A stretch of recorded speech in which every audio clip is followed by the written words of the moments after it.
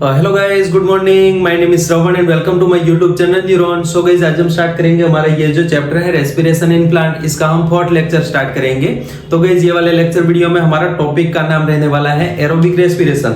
Aerobic respiration को भी हम दो पार्ट में देखेंगे। ये वाले लेक्चर वीडियो में हम देखेंगे लिंक रिएक्शन और टीसीए साइकिल, और जो नेक्स्ट वाला लेक्चर वीडियो रहेगा इसके अंदर हम देखेंगे ईटीएस यानी कि इलेक्ट्रॉन ट्रांसफर सिस्टम, और दूसरा हमारा ऑक्सीडेटिव फॉस्फोराइलेशन। तो ये इस तरीके से हम हमारे एरोबिक रेस्पिरेशन को दो पार्ट में डिवाइड करने वाले हैं। ये वाले लेक्चर वीडियो में हमारा टॉपिक का नाम है टीसीए साइकिल। फर्स्टली यहाँ पर लिंक रिएक्शन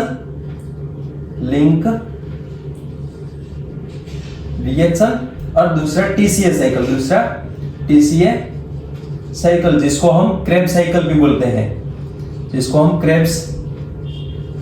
बोलते हैं, और इसको साइट्रिक एसिड साइकिल भी बोलते हैं। ये हमारे क्रेब्स साइकिल का तीन नाम है, टीसीए साइकिल, क्रेब्स साइकिल और साइट्रिक एसिड साइकिल। ये आपको याद रखना है। और लिंक रिएक्शन जो कि लिंक बिटवीन ग्लाइकोलिसिस और दूसरा हमारा जो क्रेब्स साइकिल रहेगा,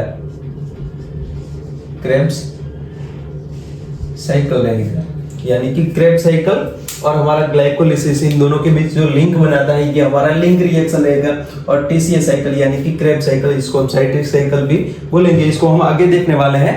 अभी हमने अगले वाले लेक्चर वीडियो में फर्मेंटेशन देखा था, जिसमें हमारे दो टाइप के फर्मेंटेशन, एक हमारा अल्कोहलिक फर्मेंटेशन और दूसरा हमारा लैक्टिक एसिड फर्मेंटेशन, और तीसरा हमारा एक वे था जिसको हम बोलते हैं एरोबिक रेस्पिरेशन। यहाँ पर हमने इसके भी आगे हमने एक लेक्चर वीडियो देखा था ग्लाइकोलिसिस। इसमें हमने देखा था हमारा ग्लूकोज का मॉलिक्यूल और इसका ब्रेकडाउन होके ये दो पायरुविक एसिड के मॉलिक्यूल बनाता है। ये दो पायरुविक एसिड के दो मॉलिक्यूल बनाता है। अब ये पायरुविक एसिड के दो मॉलिक्यूल आगे तीन तरीके से बढ़ते हैं। ये आगे हमने देख लिया। ये हमारा पूरा जो प्रोसेस है इसको हम ग्लाइकोलिसिस बोलते हैं। क्या बोलते हैं? ग्लाइकोलिसिस बोलते हैं। और ये कहां पर होता है? इसका साइट होता है, इसका लोकेशन होता है हमारा सेल का साइटोप्लाज्म। ये इसका साइट रहेगा, इसका लोकेशन रहेगा। किसका? तो ग्लाइकोलिसिस का। ग्लाइकोलिसिस में हमारे दो पायरुविक एसिड के मॉलिक्यूल मिले। इसके साथ साथ हमको दो और चीजें मिलती हैं। इसमें आगे भी हमने देखा था हमारा एक NAD करके, एक हमारा NAD प्लस करके हमारा एक कोएंजाइम रहेगा। ये हमारा NAD प्लस करके एक कोएंजाइम रहेगा जिसका फुल फॉर्म है निकोटिनेमाइड एडेनाइन डाइन्यूक्लियोटाइड। ये इसका फुल फॉर्म है। तो इसका हाइड्रोजिनेशन होगा और ये कन्वर्ट हो जाएगा NADH प्लस H प्लस के अंदर, NADH प्लस H प्लस के अंदर ये कन्वर्ट हो जाएगा। इसको आप NADH2 भी बोल सकते हो, NADH2 भी आप बोल सकते हो। ये दोनों में से आप जो भी आपको एग्जाम में पूछा जाए इस तरीके से आपको समझना है। और ये हाइड्रोजिनेशन हुआ। क्या हुआ? NAD का हाइड्रोजिनेशन को हम इस तरीके से रिडक्शन भी बोल सकते हैं। इसको हम रिडक्शन भी बोल सकते हैं क्योंकि यहाँ पर हमारे हाइड्रोजन ऐड होने वाला है, यानी कि हाइड्रोजन ऐड होगा तो इसलिए जो प्रोसेस है इसको हम रिडक्शन बोलेंगे। सो यहाँ पर इस तरीके से हमारे दो NAD के मॉलिक्यूल, एक ग्लूकोज का मॉलिक्यूल जब दो पायरुविक एसिड के मॉलिक्यूल के अंदर कन्वर्ट होगा तो यहाँ पर दो NAD प्लस के मॉलिक्यूल दो NADH2 के अंदर कन्वर्ट हो गई, या NADH प्लस H प्लस के अंदर कन्वर्ट होते हैं। इसके साथ साथ यहाँ पर हमारा दो ATP भी जनरेट होता है। दो ADP में से, ADP यानी कि ये हमारा एडिनोसाइन डाइफॉस्फेट, और दो एडिनोसाइन डाइफॉस्फेट ये कन्वर्ट हो जाएंगे दो ATP के अंदर, 2 ATP बना लेंगे। तो इस तरीके से ये हमारा पूरा ग्लाइकोलिसिस प्रोसेस रहेगा। अब हमारा ये जो पायरुविक एसिड है ये आगे तीन तरीके से बढ़ सकता है। ये आगे हमने देख लिया है, दो तरीके आगे हमने देख लिए हैं। फर्स्टली हमारा फर्मेंटेशन ऑफ अल्कोहल करेगा, फर्मेंटेशन ऑफ एल्कोहल करेगा, जिसको हम इथेनॉल भी बोलते हैं। हमारा दो कार्बन वाला अल्कोहल जिसको हम इथेनॉल बोलते हैं। इसके बाद जो दूसरा रास्ता रहेगा इसको हम बोलेंगे fermentation of lactic acid. Fermentation of lactic acid किस में होता है? फर्मेंटेशन ऑफ लैक्टिक एसिड हमारे जो एनिमल रहते हैं, एनिमल के मसल के सेल के अंदर, इसके अलावा हमारे कुछ बैक्टीरिया रहते हैं, इसके अंदर भी फर्मेंटेशन ऑफ लैक्टिक एसिड होता है। तो ये हमारा फर्मेंटेशन ऑफ लैक्टिक एसिड कितने कार्बन वाला था आपको पता है? लैक्टिक एसिड के पास 3 कार्बन रहते हैं। ये पायरुविक एसिड भी 3 कार्बन वाला है। इसका हम केमिकल फॉर्मूला लिखे तो पहले हम ग्लूकोज का C6H12O6, ये हमारा ग्लूकोज का मॉलिक्यूल, ये पायरुविक एसिड के मॉलिक्यूल के अंदर कन्वर्ट हुआ। तो यहाँ पर पायरुविक एसिड के पास 3 कार्बन रहेंगे। इसका केमिकल स्ट्रक्चर हम लिखे तो CH3COOH, ये हमारा पायरुविक एसिड या पायरुवेट भी हम इसको बोल सकते हैं। तो इस तरीके से ये फर्मेंटेशन ऑफ अल्कोहल और fermentation of lactic acid, fermentation of ethanol करेगा तो इथेनॉल के अंदर 2 कार्बन रहेंगे, और फर्मेंटेशन ऑफ लैक्टिक एसिड करेगा तो इसके अंदर 3 कार्बन रहेंगे लैक्टिक एसिड के अंदर। इसके अलावा हमारा एक तीसरा है, ये दोनों को मिला के हम बोलते हैं एनएरोबिक रेस्पिरेशन। ये दोनों को मिला के हम एनएरोबिक रेस्पिरेशन बोलते हैं। क्या बोलते हैं? इसको हम बोलते हैं एनएरोबिक रेस्पिरेशन। अब यहाँ पर ये दोनों हमारे एनएरोबिक रेस्पिरेशन हो गए। इसके बाद हमारा जो तीसरा रास्ता रहेगा ये हमारा एरोबिक रेस्पिरेशन रहेगा। एरोबिक रेस्पिरेशन रहेगा, ये हमारा तीसरा रास्ता जिसको हम एरोबिक रेस्पिरेशन बोलेंगे।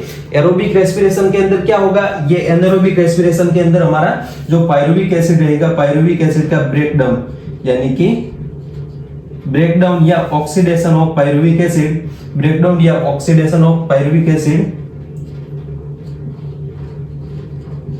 Breakdown of pyruvic acid without O2 molecule, without O2 molecules. O2 molecule के बिना या तो इसका रिडक्शन होगा या इसका ऑक्सीडेशन होगा, तो इसको हम बोलेंगे पायरुविक एसिड के, तो इसको हम बोलेंगे एनारोबिक रेस्पिरेशन। अब यहाँ पर एरोबिक रेस्पिरेशन में हमारा total breakdown of pyruvic acid, हमारा जो पायरुविक एसिड रहेगा इसका कंप्लीट ब्रेकडाउन होगा, यानी कि यहाँ पर इसको हम इस तरीके से बोल सकते हैं complete breakdown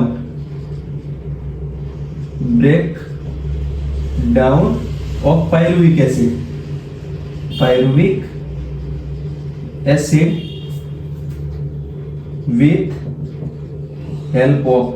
with help of O2 molecules, या ऑक्सीजन भी बोल सकते हैं, ये इसको ऑक्सीजन भी बोल सकते हैं। ऑक्सीजन की हेल्प की वजह से, ऑक्सीजन की वजह से हमारे जो पायरुविक एसिड रहेगा इसका टोटल ब्रेकडाउन हो जाएगा, और इसमें से क्या रिलीज होगा? इसमें से release energy and CO2 molecule, यानी कि कार्बन डाइऑक्साइड और एनर्जी रिलीज होगी। एनर्जी किसके फॉर्म में रिलीज होगी? तो ATP के फॉर्म में। आगे हम इसको समझने वाले हैं। तो ये हमारा एरोबिक रेस्पिरेशन हो जाएगा। एरोबिक रेस्पिरेशन भी इसमें 2 स्टेप रहेंगे। यहाँ पर जो हमारा एरोबिक रेस्पिरेशन रहेगा, एरोबिक रेस्पिरेशन जो रहेगा इसके अंदर भी 2 स्टेप रहेंगे।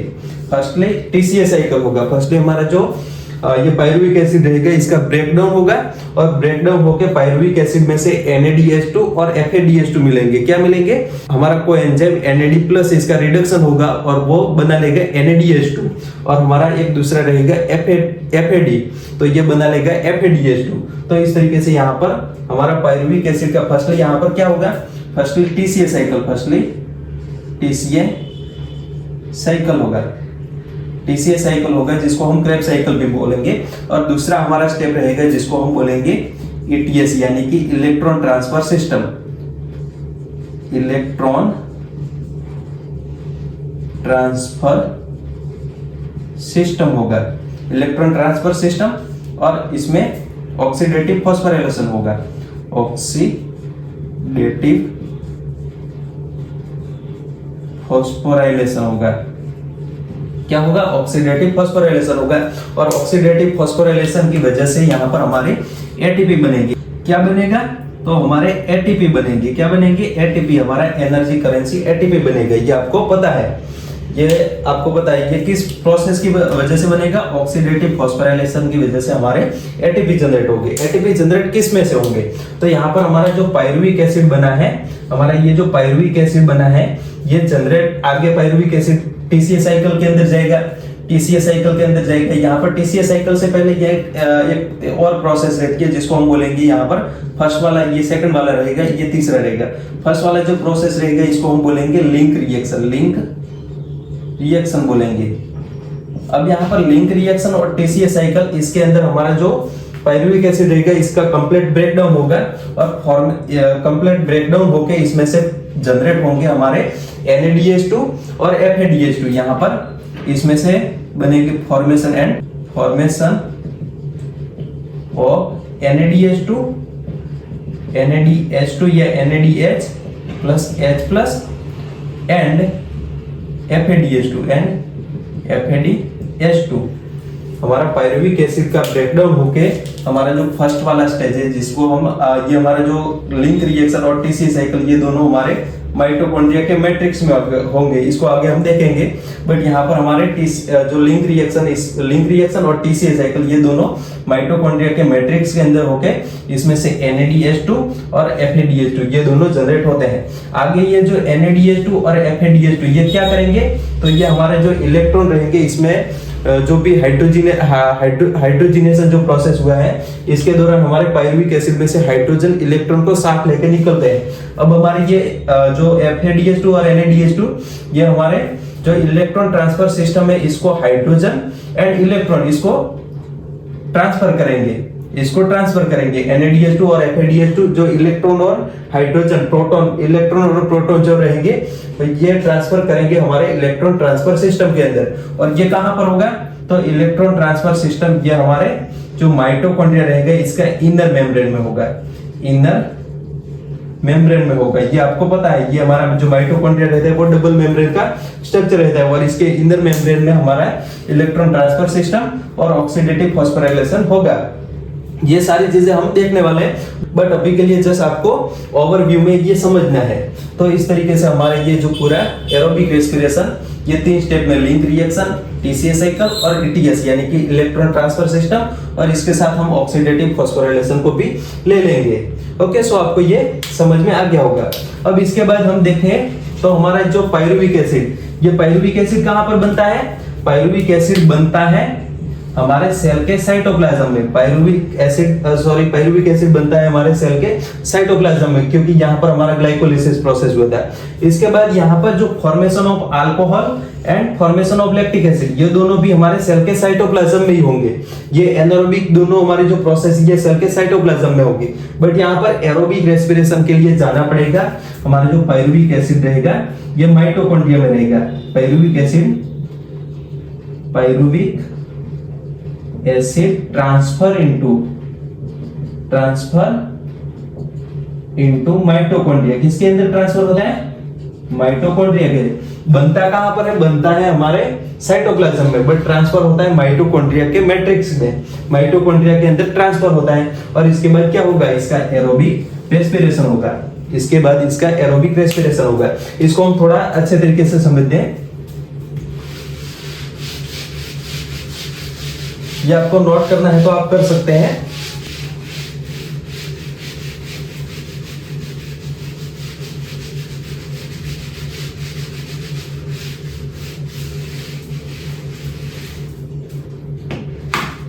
जैसे कि यहां पर कोई एक सेल है, आप समझ लो जैसे कि यहां पर कोई एक सेल है और सेल का सबसे आउटर कवरिंग क्या होता है। अगर वो प्लांट सेल हुआ, प्लांट सेल या बैक्टीरियल सेल या फंजाई का सेल हुआ तो सबसे आउटर कवरिंग हमारा सेल वॉल होगा।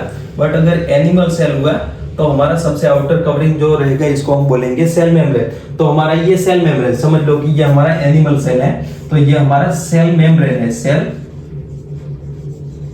मेम्ब्रेन है, ये क्या है, ये हमारा सेल मेम्ब्रेन है। सेल मेम्ब्रेन के इनसाइड क्या रहता है, तो यहाँ पर जो सेल होता है सेल का ग्राउंड मटेरियल रहता है जिसको हम सेमी फ्लूइड मैट्रिक्स बोलेंगे। सेल का मैट्रिक्स जो रहेगा इसको हम साइटोप्लाज्म बोलेंगे। तो यहाँ पर हमारा इसके अंदर कुछ ऑर्गेनेल रहेंगे और साइटोसोल रहेगा। साइटोसोल फ्लूइड पार्ट है, इसके साथ हमारी जो ऑर्गेनेल रहती है वो जुड़ती है तो ये बना लेते हैं साइटोप्लाज्म। तो ये हमारा हो जाएगा साइटोप्लाज्म, ये हमारा साइटोप्लाज्म हो गया। ये क्या हो गया? ये हमारा हो गया साइटोप्लाज्म। इसके बाद यहाँ पर कुछ ऑर्गेनेल भी रहती है, जैसे कि यहाँ पर इसके सेंटर में हम न्यूक्लियस दिखा देते हैं। न्यूक्लियस हमारा डबल मेम्ब्रेन का स्ट्रक्चर रहता है, तो ये हमारा न्यूक्लियस हो गया। न्यूक्लियस के अलावा यहाँ पर एक डबल मेम्ब्रेन ऑर्गेनेल रहती है जिसको हम बोलते हैं माइटोकॉन्ड्रिया। तो यहाँ पर दूसरा एक हमारा न्यूक्लियस को यहाँ पर हम थोड़ा सा साइड में दिखाते हैं। हमारा यहाँ पर इंपॉर्टेंट जो ऑर्गेनेल ये हमारा माइटोकॉन्ड्रिया है। एरोबिक रेस्पिरेशन के लिए इंपॉर्टेंट ऑर्गेनेल हमारा माइटोकॉन्ड्रिया, ये हमारा न्यूक्लियस है, ये न्यूक्लियस है। और ये हमारा क्या है? ये हमारा माइटोकॉन्ड्रिया है, माइटोकॉन्ड्रिया है। पहले हम माइटोकॉन्ड्रिया को समझ लेते हैं। माइटोकॉन्ड्रिया हमारा, माइटोकॉन्ड्रिया भी डबल मेम्ब्रेन का स्ट्रक्चर रहता है। यहाँ पर इस तरीके से ये इसका ये आउटर मेम्ब्रेन हो गया। आउटर मेम्ब्रेन के इनसाइड हमारा जो इनर मेम्ब्रेन रहता है, ये बहुत सारे फोल्डिंग में, इस तरीके से इसमें बहुत सारे फोल्डिंग्स रहते हैं। इस तरीके से इसमें ये बहुत सारे फोल्डिंग रहेंगे। तो ये हमारा क्या हो गया? ये हमारा माइटोकॉन्ड्रिया, और माइटोकॉन्ड्रिया का ये हो गया आउटर मेम्ब्रेन, आउटर मेम्ब्रेन हो गया। ये हमारा इनर मेम्ब्रेन हो गया, ये हमारा इनर मेम्ब्रेन हो गया। ये आपको अपने सेल वाले चैप्टर में आपने समझा हुआ है, तो आपको आसानी से समझ में आ रहा होगा। अब ये दोनों जो मेम्ब्रेन है, आउटर मेम्ब्रेन और इनर मेम्ब्रेन, इनर मेम्ब्रेन बहुत सारे फोल्डिंग में प्रेजेंट रहेगा, यानी कि present in many folding, present in many folding, many folding में प्रेजेंट रहेगा, जिसको हम बोलेंगे, एक जो ये फोल्डिंग है इसको हम बोलेंगे cristae. Present in many folding जिसको हम बोलेंगे क्रिस्टी। क्या बोलेंगे? इसको हम बोलेंगे Christie.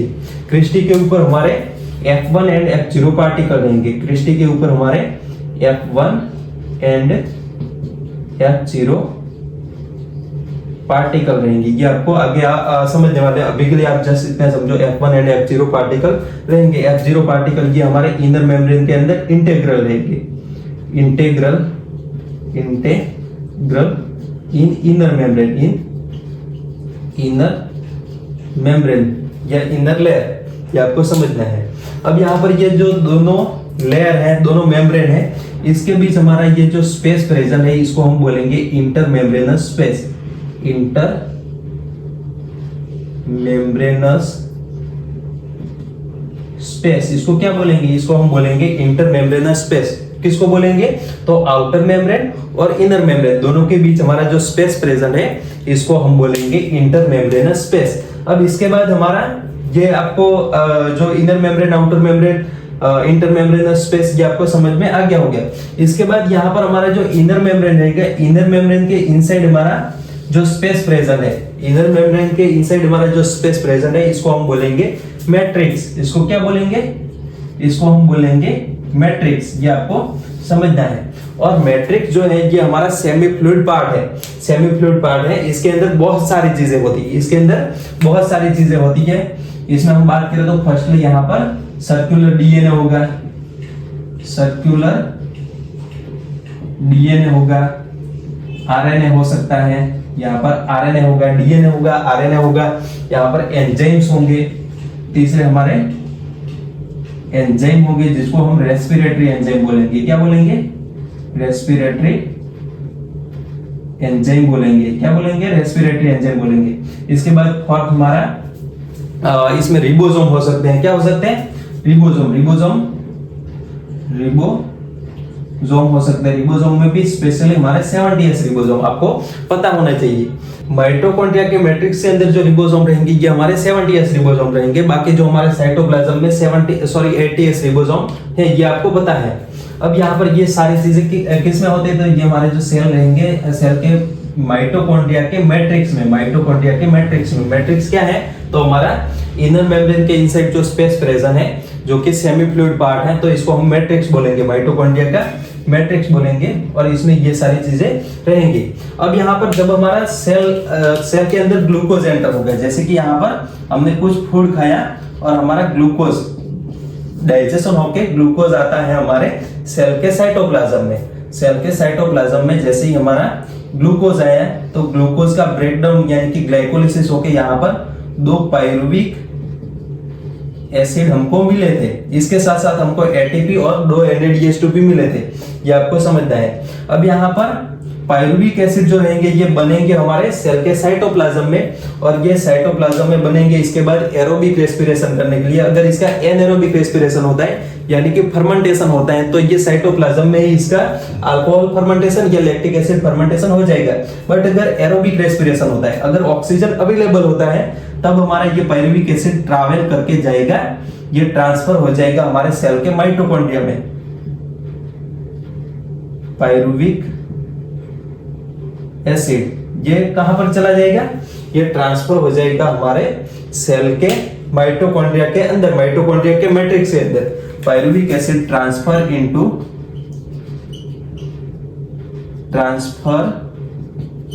Into mitochondrial matrix, mitochondrial matrix. और माइटोकॉन्ड्रियल मैट्रिक्स के अंदर पायरुविक एसिड जाएगा तो फर्स्टली इसका लिंक रिएक्शन होगा, लिंक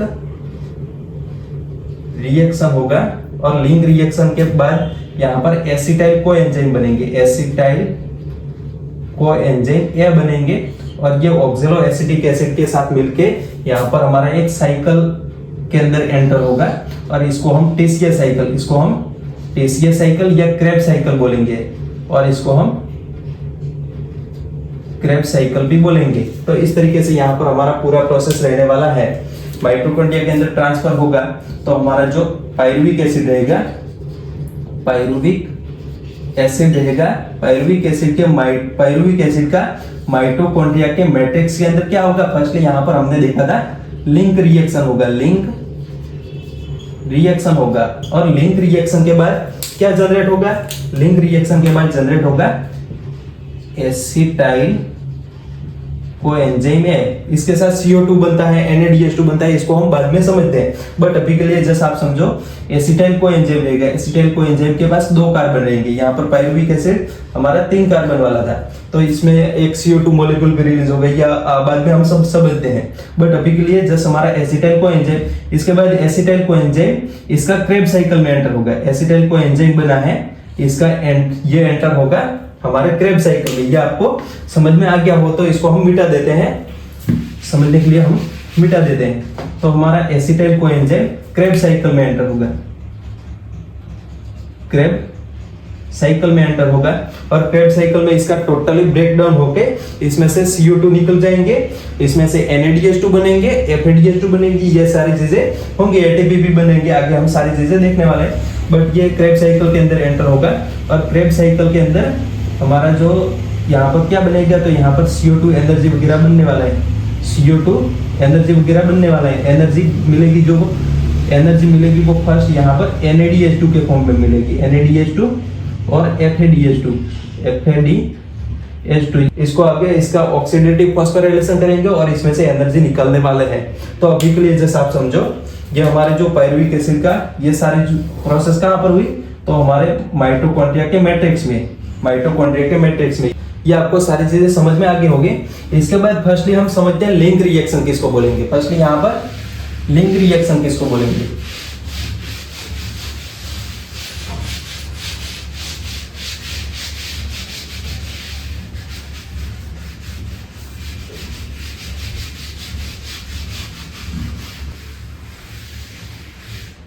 फर्स्टली यहाँ पर हमारा टॉपिक है लिंक रिएक्शन। यहाँ पर फर्स्ट हमारा टॉपिक है लिंक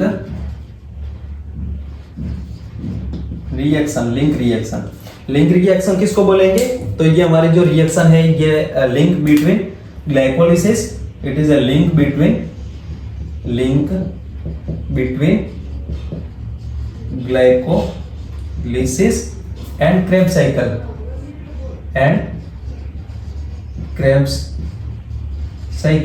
साइकिल और हमारे जो ग्लाइकोलिसिस प्रोसेस रहती है, ये दोनों के बीच लिंक है। ग्लाइकोलिसिस कहां पर होता है, तो हमारे सेल के साइटोप्लाज्म में होता है। और क्रेब साइकिल कहां पर होता है, तो क्रेब साइकिल होता है हमारे सेल के माइटोकॉन्ड्रिया के मैट्रिक्स में, यानी कि माइटोकॉन्ड्रिया के मैट्रिक्स में होगा, माइटोकॉन्ड्रिया के मैट्रिक्स में होगा, ये आपको समझना है। अब यहाँ पर जब हमारा पायरुविक एसिड ग्लाइकोलिसिस के दौरान जब बनता है तो पायरुविक एसिड ग्लाइकोलिसिस के अंदर बनता है, तब हमारा पायरुविक एसिड यहाँ पर ग्लाइकोलिसिस के दौरान कितने हमारे टोटल पायरुविक एसिड बनते हैं, तो 2 बनते हैं, बट यहाँ पर एक की हम बात कर रहे हैं। तो यहाँ पर एक हमारा पायरुविक एसिड ट्रांसफर होके ये हमारे कहाँ पर बना है, तो सेल के साइटोप्लाज्म में बना है। अब ये ट्रांसफर होके चला जाएगा हमारे जो माइटोकॉन्ड्रिया है, माइटोकॉन्ड्रिया ऑर्गेनल के अंदर, तो ये चला जाएगा हमारे माइटोकॉन्ड्रिया में। क्या चला जाएगा, तो हमारा पायरुविक एसिड चला जाएगा माइटोकॉन्ड्रिया में। किसके अंदर चला जाएगा, तो माइटोकॉन्ड्रिया के अंदर पायरुविक एसिड चला जाएगा, माइटोकॉन्ड्रिया में चला जाएगा। किसके अंदर चला जाएगा, पायरुविक एसिड चला जाएगा माइटोकॉन्ड्रिया के अंदर। और इसमें भी स्पेशल एक प्रोसेस रहता है, इसको हम अभी डिस्कस नहीं करते क्योंकि आपके सिलेबस के हिसाब से ये थोड़ा सा डिफिकल्ट हो जाएगा, तो अभी हम डिस्कस नहीं करते हैं। तो हमारा ये पायरुविक एसिड माइटोकॉन्ड्रिया में आ गया। इसके बाद ये इसके अंदर एक प्रोसेस करेगा जिसको हम बोलेंगे लिंक रिएक्शन। इसके अंदर एक प्रोसेस करेगा जिसको हम बोलेंगे लिंक रिएक्शन बोलेंगे। क्या बोलेंगे, इसको हम बोलेंगे लिंक रिएक्शन। और ये लिंक रिएक्शन के दौरान हमारा पायरुविक एसिड इसमें से एक प्रोसेस करेगा जिसको हम डीकार्बोक्सिलेशन बोलेंगे। इसमें एक प्रोसेस करेगा, फर्स्टली यहाँ पर एक प्रोसेस होगा जिसको हम डीकार्बोक्सिलेशन बोलेंगे, डीकार्बोक्सिलेशन बोलेंगे। इसके बाद यहाँ पर दूसरा प्रोसेस होगा जिसको हम डीहाइड्रोजिनेशन बोलेंगे, डीहाइड्रोजिनेशन बोलेंगे।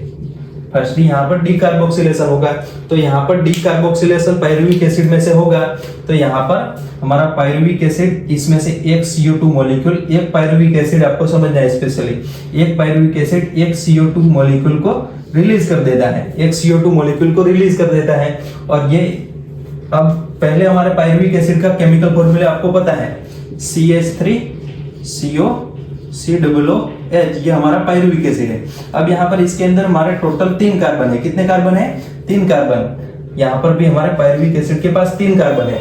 इसमें से एक CO2 निकल दिया, यहाँ पर एक कार्बन निकल दिया इन फॉर्म ऑफ CO2, यहाँ पर CO2 के फॉर्म में एक कार्बन निकल दिया, तो इसमें कितने कार्बन बचेंगे, इसमें 2 कार्बन बचेंगे। तो ये 2 कार्बन वाला एक कंपाउंड बनेगा जिसको हम बोलेंगे एसिटाइल कोएंजाइम ए। इसको हम एसिटाइल कोएंजाइम ए। अब यहाँ पर हमारा एसिटाइल जो ग्रुप है इसके पास 2 ग्रुप कार्बन है, ये हमारा 2 कार्बन वाला कंपाउंड है। ये कितने कार्बन वाला कंपाउंड है, ये हमारे 2 कार्बन वाला कंपाउंड है। यहाँ एक CO2 निकल गया, तो यहाँ पर हमारे 2 कार्बन वाला कंपाउंड कोएंजाइम ए बन गया। इसके साथ यहाँ पर आपको एक क्वेश्चन आ रहा होगा, यहाँ पर कोएंजाइम ए कहाँ से लाए। कोएंजाइम ए यहाँ पर हमारा एक टाइप का कोएंजाइम रहता है, और ये हमारे जो रिएक्शन रहेगी इसके अंदर ऐड होगा। कोएंजाइम ए यहाँ पर हमारे जो लिंक रिएक्शन रहेगी इसके अंदर ऐड होता है, और ऐड होके पायरुविक एसिड को कन्वर्ट कर देगा एसिटाइल कोएंजाइम ए के अंदर। किसके अंदर, एसिटाइल कोएंजाइम ए के अंदर। इसके बाद यहाँ पर डीकार्बोक्सिलेशन आपको समझ में आ गया, कोएंजाइम ए जुड़ गया। इसके बाद यहाँ पर डीहाइड्रोजिनेशन में यहाँ पर हमारे 2 हाइड्रोजन रिलीज होंगे, यहाँ पर हमारे 2 हाइड्रोजन रिलीज होंगे। और इसको एक्सेप्ट कौन करेगा, यहाँ पर पायरुविक एसिड में से हाइड्रोजन निकले, यानी कि क्या हुआ है, इसका ऑक्सीडेशन हुआ है, पायरुविक एसिड का ऑक्सीडेशन, या इसका हम डीहाइड्रोजिनेशन बोलेंगे। क्या बोलेंगे, पायरुविक एसिड का डीहाइड्रोजिनेशन बोलेंगे। अब यहाँ पर हाइड्रोजन रिलीज हुआ है तो इसको कोई ना कोई एक्सेप्ट तो करेगा, तो ये एक्सेप्ट करेगा हमारा एक दूसरा NAD+ करके। ये भी हमारा एक टाइप का कोएंजाइम है। ये क्या है, ये हमारा एक टाइप का कोएंजाइम है। ये NAD+ 2 हाइड्रोजन को एक्सेप्ट करेगा और ये कन्वर्ट कर लेगा NADH+H+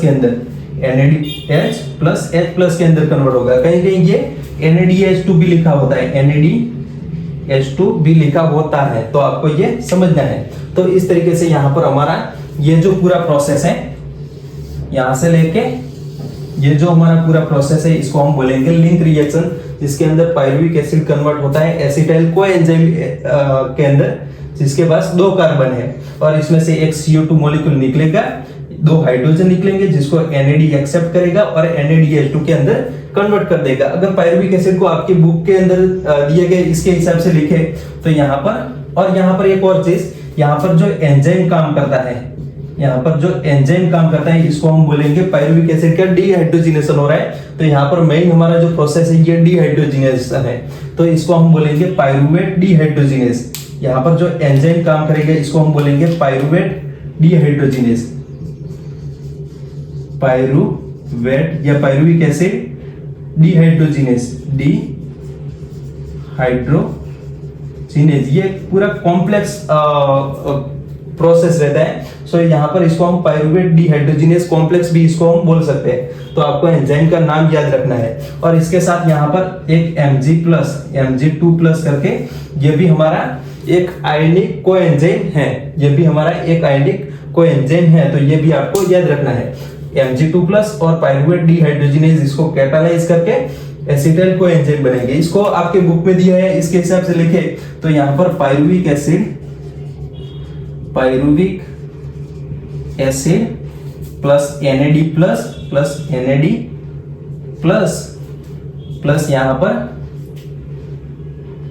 प्लस यहाँ पर कोएंजाइम A, ये कन्वर्ट होंगे यहाँ पर pyruvic acid acetyl coenzyme A के अंदर कन्वर्ट होगा, एसिटाइल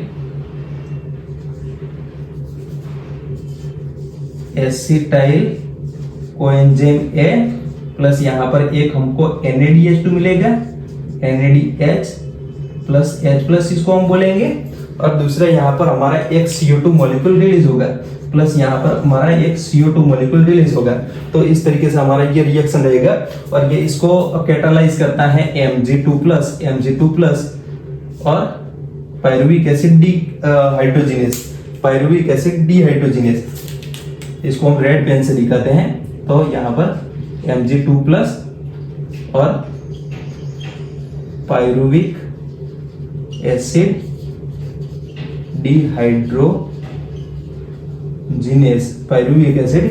डीहाइड्रोजिनेस इसको कैटालाइज करता है। तो ये सारी जो प्रोसेस ये आपको समझ में आ गई होगी। इसको हम बोलेंगे लिंक रिएक्शन। इसको क्या बोलेंगे? इसको हम बोलेंगे लिंक रिएक्शन। इसके बाद हमारे जो एसिटाइल कोएंजाइम A बना है, ये आगे हमारे पायरुविक एसिड क्रेब्स साइकिल में एंटर होगा।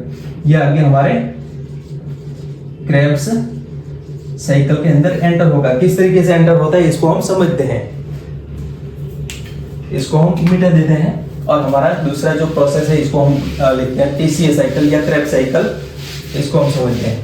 ये हमारा लिंक रिएक्शन कहां पर हो रहा था? जो हमारा माइटोकॉन्ड्रिया है इसके मैट्रिक्स के अंदर। तो आपको अगर एग्जाम में पूछा जाए तो आपको जवाब देना है लिंक रिएक्शन हमारा माइटोकॉन्ड्रिया के मैट्रिक्स के अंदर होता है, बट ये हमारा TCA साइकिल का पार्ट नहीं है, ये हमारे TCA साइकिल से सेपरेट है। तो ये आपको समझ में आना चाहिए। इसके बाद हम TCA साइकिल समझते हैं। TCA साइकिल, क्रेब्स साइकिल या साइट्रिक एसिड साइकिल, इसका लोकेशन क्या रहेगा? लोकेशन क्या रहेगा? तो हमारा माइटोकॉन्ड्रिया का मैट्रिक्स ऑफ माइटोकॉन्ड्रिया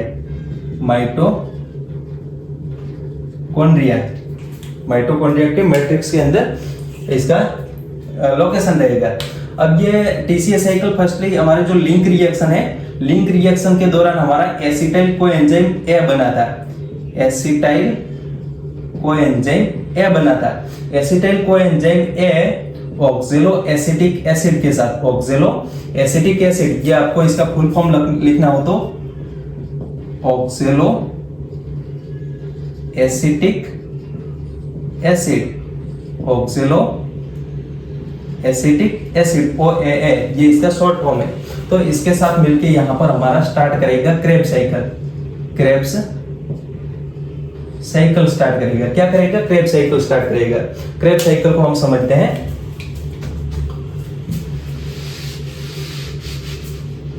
ये हम सारी चीजें मिटा देते हैं।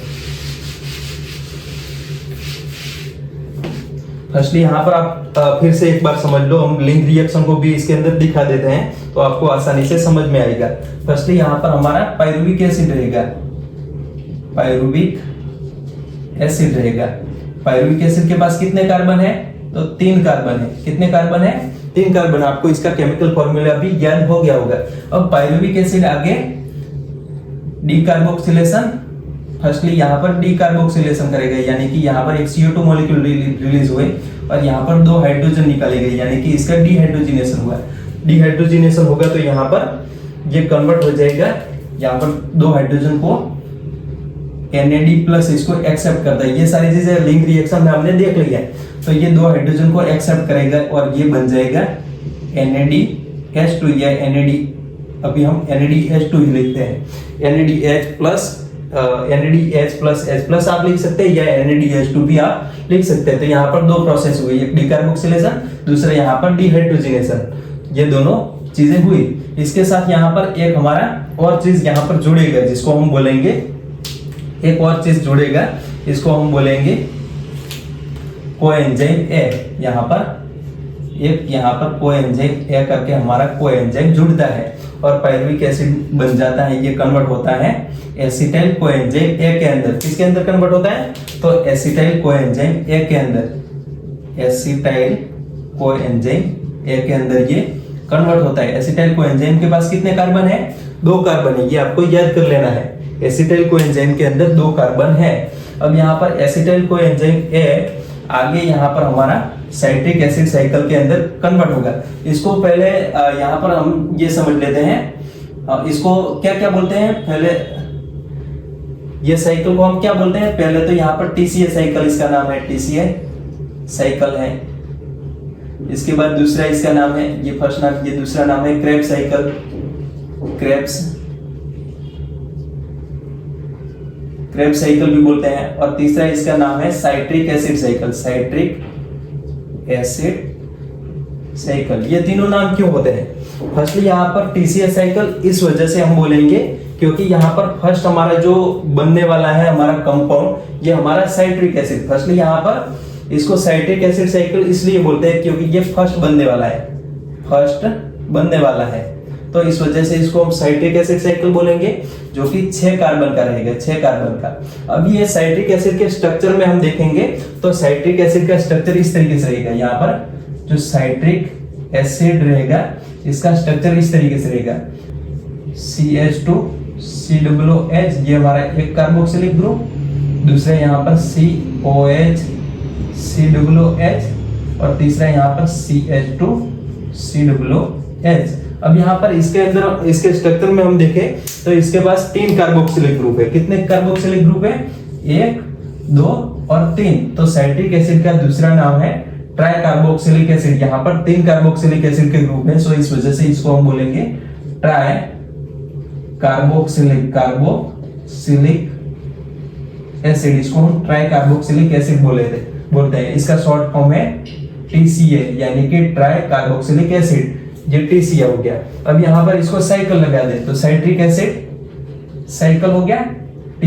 इस TCA के पीछे भी हम साइकिल लगा देते, ये हमारा हो गया TCA साइकिल। इस तरीके से यहाँ पर इसका नाम दिया जाता है। और इसको क्रेब्स साइकिल क्यों बोलते हैं? तो 1931 के अंदर हैंस एडोल्फ क्रेब्स करके, हैंस एडोल्फ क्रेब करके एक साइंटिस्ट था, हैंस एडोल्फ, यहाँ पर हैंस एडोल्फ क्रेब नाम का एक साइंटिस्ट था। सो इसने ये डिस्कवर किया था, सो इस वजह से यहाँ पर इसको हम बोलेंगे क्रेब्स साइकिल। तो ये आपको समझ में रहना चाहिए। अब यहाँ पर फिर से हम ये साइकिल को समझते हैं। तो ये हमारा जो प्रोसेस हुआ है, ये हमारा लिंक रिएक्शन, ये हमारा जो प्रोसेस हुआ है इसको हम बोलेंगे लिंक रिएक्शन। पायरुविक एसिड में से एसिटाइल कोएंजाइम, ये हमारे माइटोकॉन्ड्रिया के मैट्रिक्स से अंदर बना है, इसको हम बोलेंगे लिंक रिएक्शन। अब यहाँ पर हमारा लिंक रिएक्शन के बाद जब एसिटाइल कोएंजाइम ए बन जाता है तो इसको एक्सेप्ट करता है, ये एंटर करता है क्रेब्स साइकिल के अंदर और इसको एक्सेप्ट करता है ऑक्सिलो एसिटिक एसिड, या इसको आप OAA भी बोल सकते हो। ऑक्सिलो एसिटिक एसिड इसको एक्सेप्ट करेगा। ये हमारा 4 कार्बन वाला एक कंपाउंड है, 4 कार्बन वाला हमारा एक कंपाउंड है। ऑक्सिलो एसिटिक एसिड के पास कितने कार्बन है? तो 4 कार्बन है। इसके साथ यहाँ पर हमारे एसिटाइल कोएंजाइम जुड़ेंगे, ऑक्सिलो एसिटिक एसिड के साथ हमारे एसिटाइल कोएंजाइम जुड़ेंगे और ये बना लेंगे साइट्रिक एसिड। एसिटाइल कोएंजाइम इसके साथ जुड़ेंगे और ये बना लेंगे साइट्रिक एसिड। साइट्रिक एसिड, ये हमारा साइट्रिक एसिड जिसके पास 6 कार्बन है। 6 कार्बन है। यहाँ पर हमने साइट्रिक एसिड का स्ट्रक्चर देखा जिसके पास 1 2 3 4 5 और 6, इस तरीके से 6 कार्बन है। सो यहाँ पर फर्स्ट हमारा जो फॉर्म होने वाला है कंपाउंड ये हमारा साइट्रिक एसिड। सो इस वजह से हमारे ये TCA साइकिल या क्रेब्स साइकिल को हम साइट्रिक एसिड साइकिल भी बोलेंगे और इसके अंदर 3 कार्बोक्सिलिक ग्रुप होते हैं, इस वजह से इसको TCA साइकिल बोलते हैं और क्रेब नाम के साइंटिस्ट ने इसको डिस्कवर किया, सो इस वजह से क्रेब साइकिल। अब यहाँ पर हमारा जब ये एसिटाइल कोएंजाइम इसके साथ जुड़ता है यानी कि एसिटाइल कोएंजाइम के पास 2 कार्बन और ये 4 कार्बन, ये 6 कार्बन वाला हमारा साइट्रिक एसिड साइकिल बन गया। अब यहाँ पर इसके साथ एक वाटर मॉलिक्यूल ऐड होगा। ये जो प्रोसेस हो रहा है तब हमारा ये प्रोसेस को हम कंडेंसेशन प्रोसेस बोलेंगे और ये इरिवर्सिबल होता है। इसमें एक वाटर मॉलिक्यूल ऐड होता है, इसको हम हाइड्रेशन बोलेंगे। वाटर मॉलिक्यूल को ऐड होना क्या बोलते हैं, इसको हम बोलते हैं हाइड्रेशन। और इसमें से जो कोएंजाइम ए ऐड हुआ था, यहाँ पर जो लिंक रिएक्शन के दौरान कोएंजाइम ऐड हुआ था, ये कोएंजाइम फिर से ये रिलीज हो जाएगा, कोएंजाइम रिलीज हो जाएगा और फिर से ये हमारे जो प्रोसेस है इसके अंदर ये पार्टिसिपेट करेगा। बट यहाँ पर एसिटाइल ग्रुप है, ये ऑक्सैलो एसिटिक एसिड के साथ जुड़ के साइट्रिक एसिड बना लेगा। क्या बना लेगा, साइट्रिक एसिड। अब हमारा जो साइट्रिक एसिड रहेगा, साइट्रिक एसिड के अंदर फिर से यहाँ पर जो वाटर मॉलिक्यूल ऐड हुआ था ये वाटर मॉलिक्यूल निकल जाएगा, यानी कि यहाँ पर डिहाइड्रेशन होगा। यहाँ पर एक वाटर मॉलिक्यूल निकल जाएगा। क्या होगा, एक वाटर मॉलिक्यूल निकल जाएगा तो ये कन्वर्ट हो जाएगा। यहाँ पर वाटर मॉलिक्यूल को हम ग्रीन पेन से दिखाते हैं, तो यहाँ पर एक वाटर मॉलिक्यूल इसमें से रिलीज हो जाएगा तो ये बन जाएगा सिस एकोनिटिक एसिड। ये बन जाएगा सिस एकोनिटिक एसिड, ये कन्वर्ट हो जाएगा सिस एकोनिटिक एसिड के अंदर। किसके अंदर, सिस एकोनिटिक एसिड के अंदर। अब ये जो सिस एकोनिटिक एसिड है इसके अंदर फिर से हाइड्रेशन होगा, इसके अंदर फिर से हाइड्रेशन होगा और ये हाइड्रेशन होगा तो ये कन्वर्ट हो जाएगा आइसोसाइट्रिक एसिड के अंदर।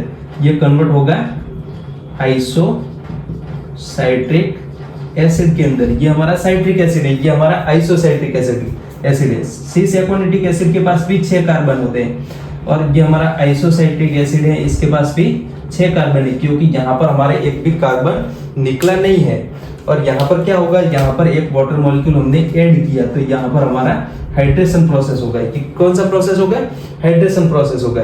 इसके बाद आइसोसाइट्रिक एसिड है, ये आगे कन्वर्ट होगा ऑक्सैलोसक्सिनिक एसिड के अंदर। ये आगे कन्वर्ट होगा ऑक्सैलोसक्सिनिक एसिड के अंदर। ये आगे कन्वर्ट होगा ऑक्सैलोसक्सिनिक एसिड के अंदर। किसके अंदर, ऑक्सैलोसक्सिनिक एसिड के अंदर। और ये हमारा ऑक्सैलोसक्सिनिक एसिड है, ये भी हमारा 6 कार्बन वाला, ये भी हमारा एक 6 कार्बन वाला मॉलिक्यूल है। बट यहाँ पर एक प्रोसेस होगी जिसको हम बोलेंगे डिहाइड्रोजिनेशन।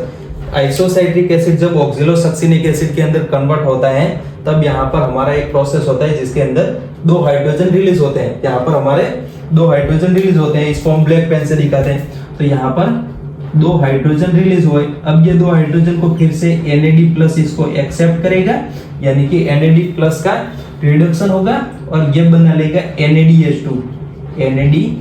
यहाँ पर हमारे जो TCA साइकिल है, ये हमारा जो साइक्लिक रिंग है, साइक्लिक प्रोसेस है, इसके अंदर हमारा फर्स्टली डिहाइड्रोजिनेशन हुआ है। यहाँ पर लिंक रिएक्शन में डिहाइड्रोजिनेशन हुआ था, यहाँ पर हमारे 2 हाइड्रोजन निकले थे। बट यहाँ पर हमारे TCA साइकिल यानी कि क्रेब साइकिल के अंदर हमारा फर्स्ट वाला डिहाइड्रोजिनेशन जिसमें हमारे NADH2 बनते हैं। तो यहाँ पर फर्स्ट वाला हमारा NADH2 या इसको हम NADH+ भी इसको बोलते हैं। तो ये हमारा फर्स्ट डिहाइड्रोजिनेशन हुआ। अब हमारा जो डिहाइड्रोजिनेशन हुआ यानी कि यहाँ पर एक भी कार्बन मॉलिक्यूल नहीं निकला तो इसके पास भी 6 कार्बन रहेंगे। हमारे ऑक्सैलोसक्सिनिक एसिड के पास भी 6 कार्बन ही है, इसके पास भी 6 कार्बन है। इसके बाद ऑक्सैलोसक्सिनिक एसिड जो रहेगा ये आगे कन्वर्ट होगा अल्फा कीटो ग्लूटेरिक एसिड के अंदर। हमारा एक कंपाउंड रहेगा, ये आपको याद कर लेना है, alpha keto glutaric acid. Alpha keto glutaric acid, ये हमारा अल्फा कीटो ग्लूटेरिक एसिड। यहाँ पर डी कार्बोक्सिलेशन होगा और इसमें से एक CO2 मॉलिक्यूल निकलेगा। क्या निकलेगा? एक CO2 मॉलिक्यूल निकलेगा। CO2 मॉलिक्यूल को हम ब्लू पेन से दिखा देते हैं। यहाँ पर डी कार्बोक्सिलेशन होके एक CO2 मॉलिक्यूल निकल जाएगा। यहाँ पर भी हमने CO2 मॉलिक्यूल इस तरीके से दिखाई देगा। तो यहाँ पर हमारा ऑक्सैलोसक्सिनिक एसिड डी कार्बोक्सिलेशन करके अल्फा कीटोग्लूटेरिक एसिड के अंदर कन्वर्ट होगा। यानी कि अल्फा कीटोग्लूटेरिक एसिड के पास कितने कार्बन होंगे? तो 5 कार्बन। ये आपको समझना है। फर्स्टली यहाँ पर हमारा 5 कार्बन वाला जो कंपाउंड है ये हमारा अल्फा कीटोग्लूटेरिक एसिड है।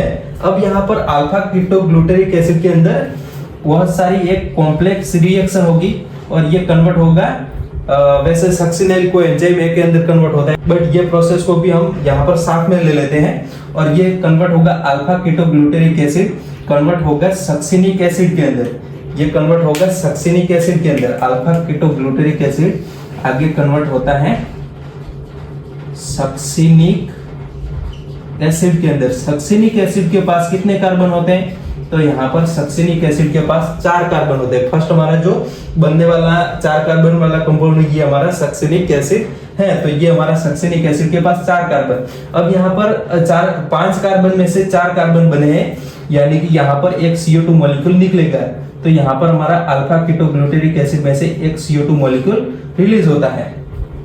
इसके साथ साथ यहाँ पर डिहाइड्रोजिनेशन भी हो रहा है, यानी कि यहाँ से 2 हाइड्रोजन रिलीज हो रहे हैं। 2 हाइड्रोजन को एक्सेप्ट करेगा यहाँ पर NAD। फिर से यहाँ पर हमारा NAD रहेगा, NAD प्लस इसको एक्सेप्ट करेगा और ये बना लेगा NADH2, या आप यहाँ पर जो लिखा है वो भी आप लिख सकते हैं NADH प्लस H+। तो यहाँ पर हमारा एक मॉलिक्यूल बन गया NAD प्लस, या NADH2 का भी आप बोल सकते हो।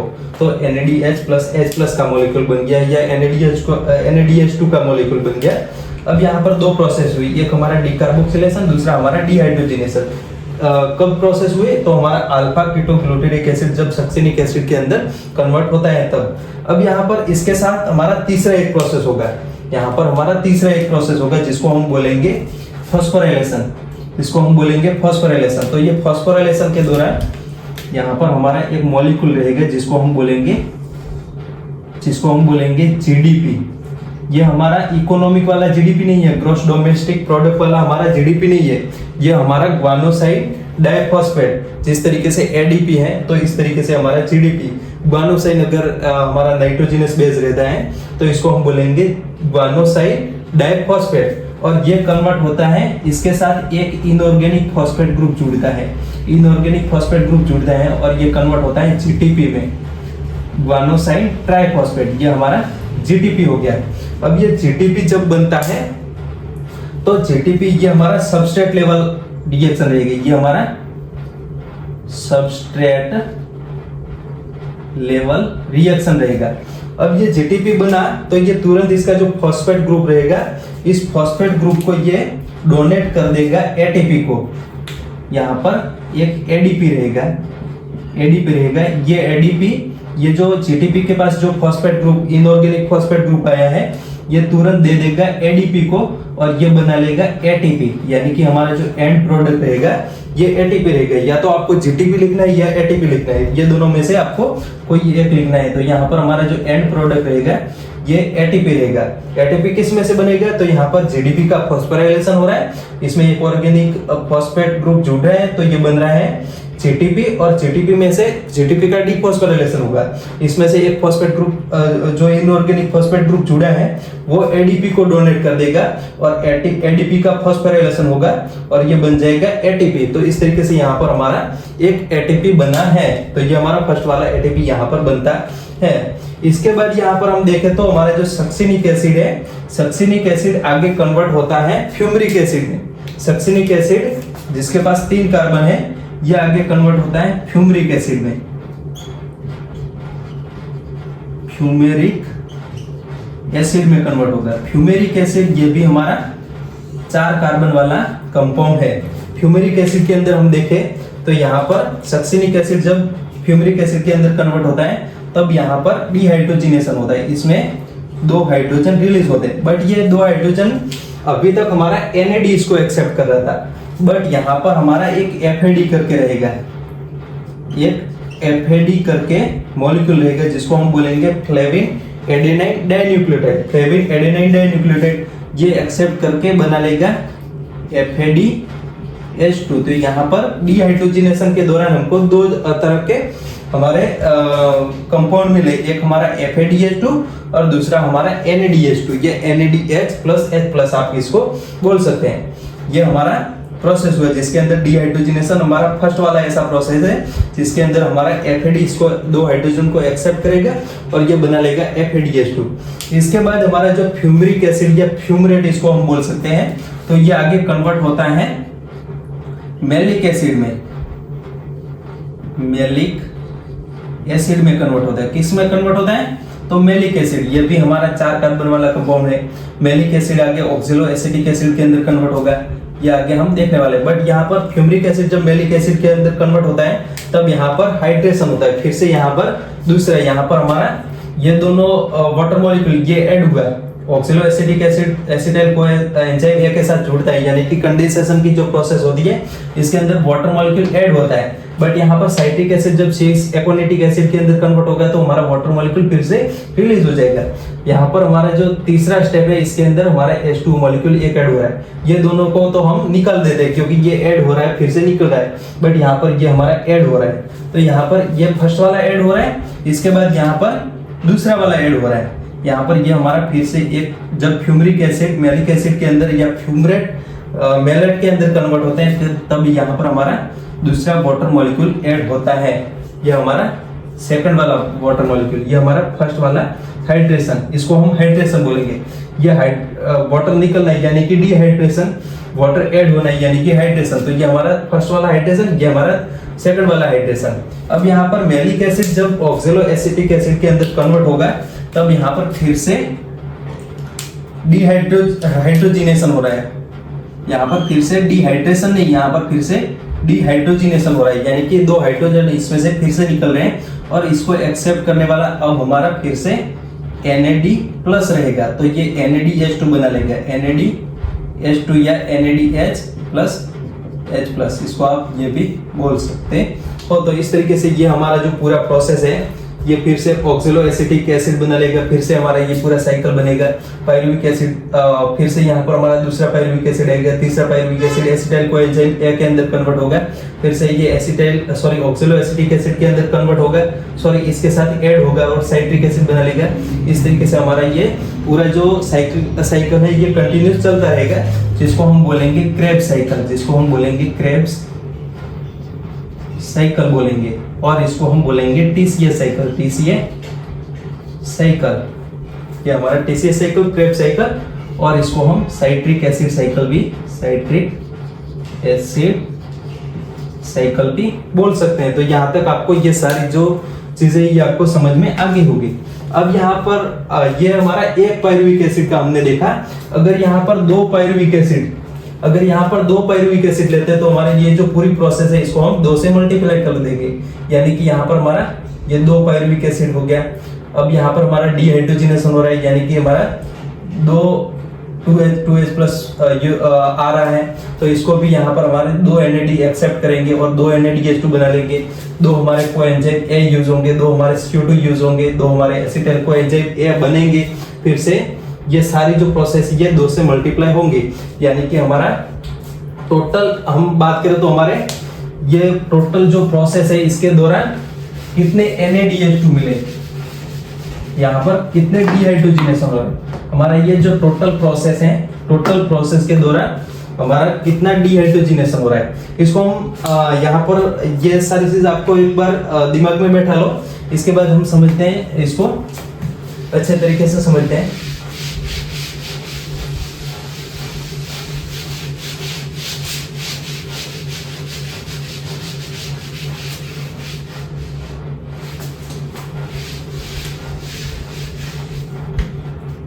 यहाँ पर हमारा 3 टाइप का प्रोसेस रहेगा। एक ग्लाइकोलिसिस रहेगा, ग्लाइकोलिसिस रहेगा, इसके बाद लिंक रिएक्शन रहेगा, लिंक रिएक्शन रहेगा,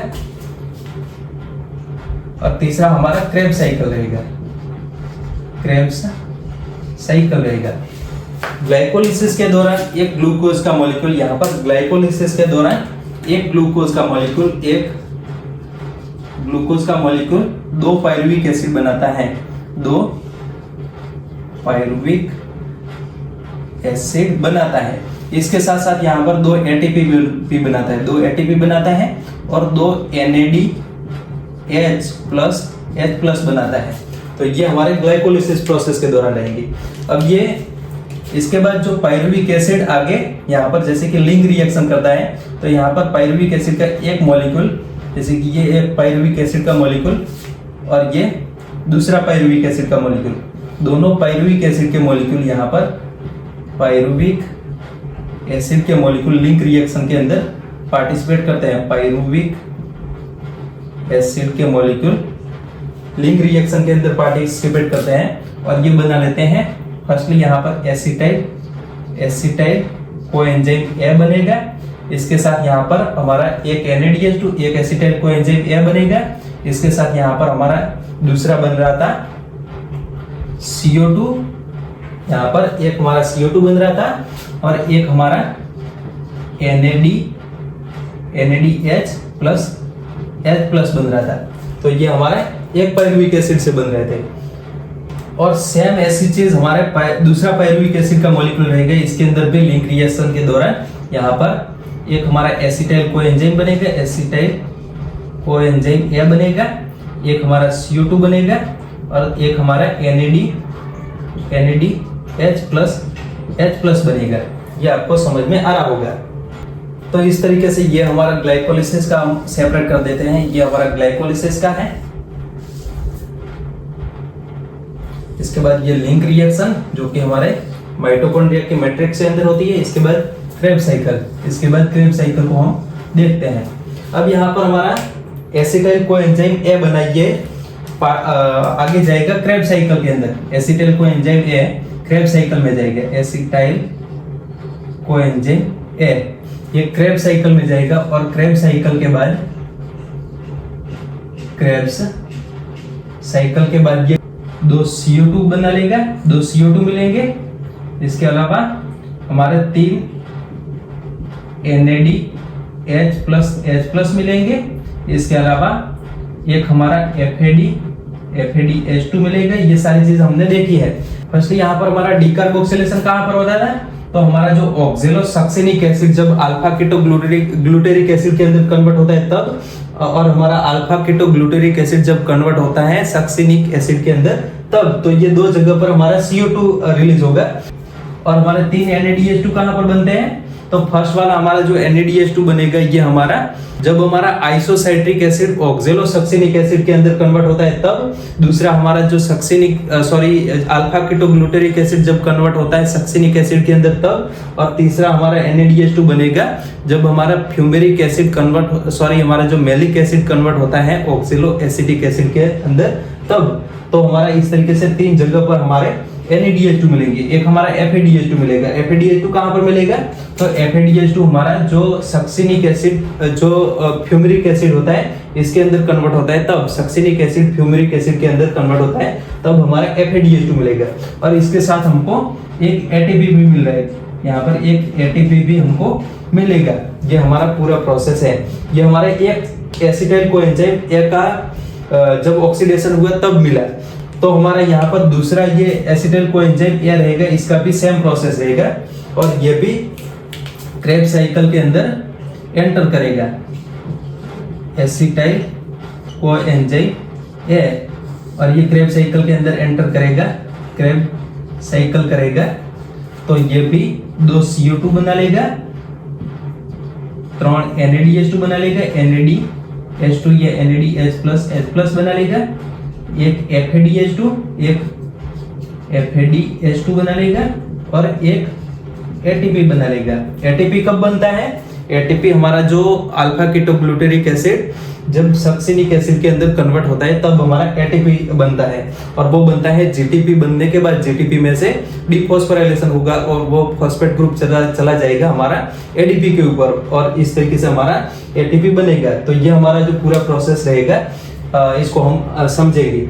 अब यहाँ पर हम टोटल कैलकुलेशन करके लिखे तो हमारे ग्लाइकोलिसिस के दौरान कितने एडीपी बन रहे हैं, कितने एटीपी बन रहे हैं। तो यहाँ पर ग्लाइकोलिसिस के दौरान टोटल 2 एटीपी बन रहे हैं और 2 NADH2 बन रहे हैं और 2 NADH2 बन रहे हैं, या NADH प्लस H प्लस आप इसको लिख सकते हैं। और लिंक रिएक्शन के दौरान कितने NADH2 बन रहे हैं, तो यहाँ पर 2, एक हमारा फर्स्ट वाले पायरुविक एसिड मॉलिक्यूल से और दूसरा हमारा सेकंड वाले पायरुविक मॉलिक्यूल से। तो इस तरीके से हमारे 2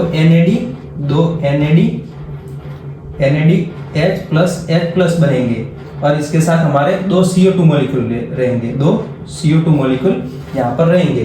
तो ये आपको समझना है।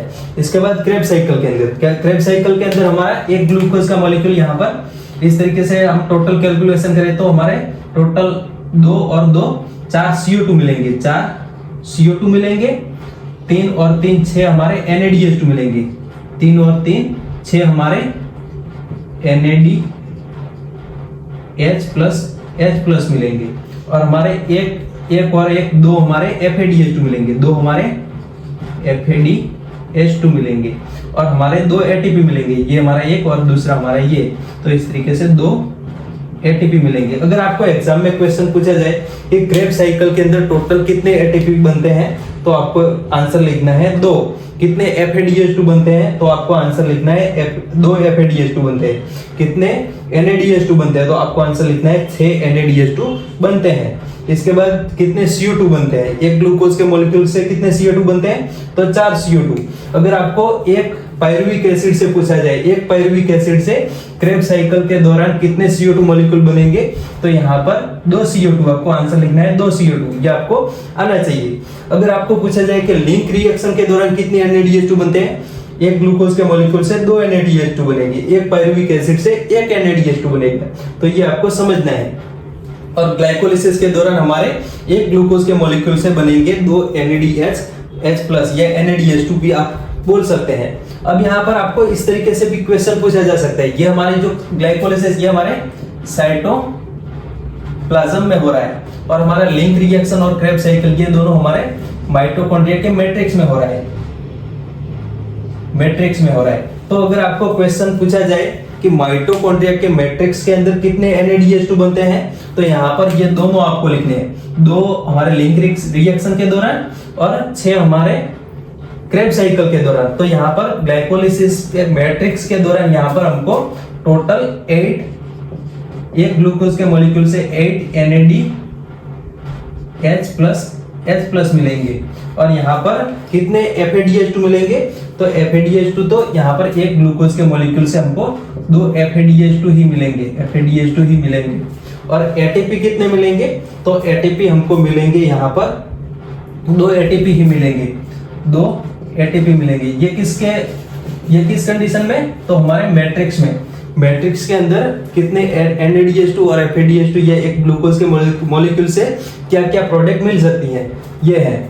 और हमारे CO2 हमारे टोटल 2 यहाँ पर, सॉरी 4 CO2 यहाँ पर और 2 CO2 यहाँ पर, तो इस तरीके से हमारे टोटल 6 CO2 मिलेंगे।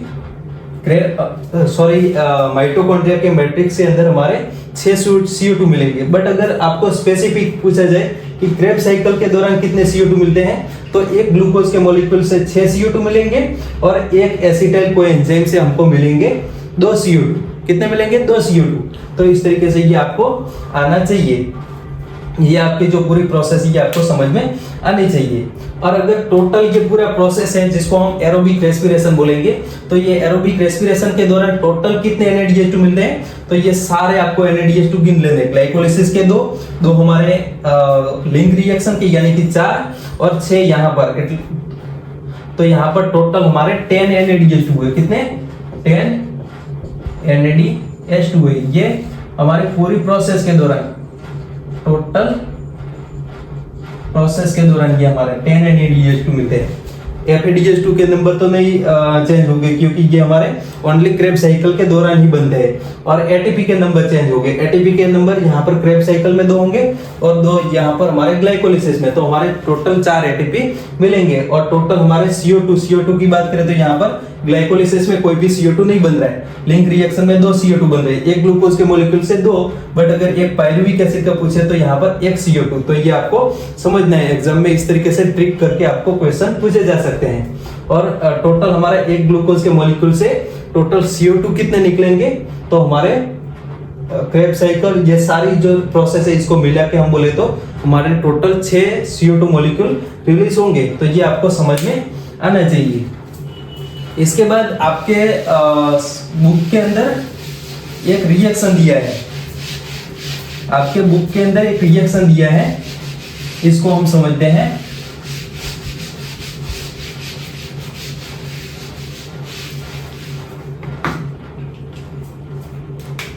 एक रिएक्शन है जिसके अंदर क्या है, यहां पर एक पायरुविक एसिड है, पायरुविक एसिड है, पायरुविक एसिड आगे कन्वर्ट होता है, यहां पर पायरुविक एसिड आगे कन्वर्ट होता है, इसका ऑक्सीडेशन होगा, इसका ऑक्सीडेशन या रेस्पिरेशन इसको हम बोलते हैं। ये ऑक्सीडेशन दो, एक लिंक रिएक्शन से होगा, लिंक रिएक्शन से होगा, और दूसरा होगा TCA साइकिल से, TCA साइकिल से होगा।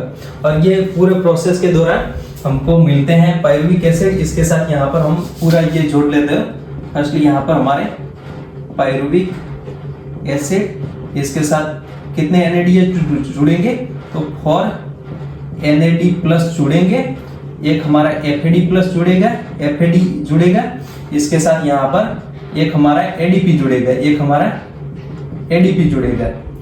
और इस तरीके से हमारा ये पूरा रिएक्शन होके हमको प्रोडक्ट मिलता है। यहाँ पर हमको 3CO2 प्लस यहाँ पर हमको मिलेंगे 4